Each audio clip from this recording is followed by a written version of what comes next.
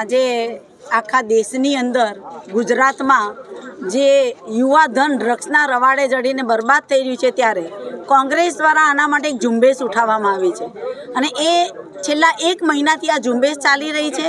ને એમ છતાં પણ પાલનપુરની અંદર મારા વિસ્તારોની અંદર પાલનપુરમાં અલગ અલગ વિસ્તારોની મેં મુલાકાત લીધી ત્યારે મને જાણવા મળ્યું કે હજુ પણ એ જ સ્થિતિમાં દારૂ વેચાય છે, ડ્રગ્સ વેચાય છે.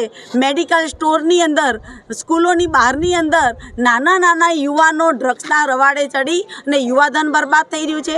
દારૂના અડ્ડા, દારૂની જે જગ્યાઓ બંધ થઈ ગઈ ત્યારે 2 વ્હીલરો ઉપર ફરી અને દારૂની પોટલીઓ અપાઈ રહી છે ને જેના કારણે મારી મહિલાઓ, મારી બહેન, મારી માતાઓ જે દુઃખી થઈ રહી છે ને ઘરમાં જ્યારે ડ્રગ્સનો નશો કરીને આવે, દારૂનો નશો કરીને આવે ત્યારે એને ઘરમાં પૈસા આપવાની જગ્યાએ જે પૈસા હોય છે પણ એ છીનવીને બી નશો કરવા જાય છે, જેના કારણે પાલનપુર શહેરની અંદર ડ્રગ્સ અને દારૂની બધી હજી પણ વધી રહી છે.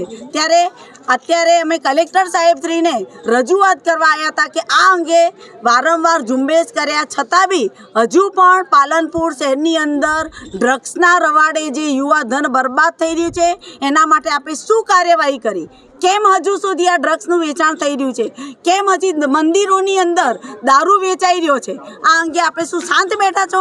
કેમ આંખ બંધ કરી દીધી છે? અને રજૂ કરવા આવ્યા છીએ કે દારૂ, ડ્રગ્સ અને બધું બંધ કરાવે. અને અમે જાણતા મુજબ અમને કહીએ છીએ કે જૂના બસ સ્ટેન્ડના માં જે ખંડેર પડ્યું છે ત્યાં નાના નાના બાળકોને 50-50 રૂપિયા પૂડિયામાં ડ્રગ્સ આપે છે. અને પછી બીજું એનાથી કે આપણે જે પાંસિયા ટેકરા છે ત્યાં જે પહેલાં ત્યાં ફાંસી હાલતા ત્યાં એ ખંડેર પડ્યો છે, ત્યાં બી ભાઈ છોકરાઓને ડ્રગ્સ વેચે છે. અને ત્યાં બી એક ભાઈ આવે છે પણ એ કયા સમય આવે એ ખબર નથી.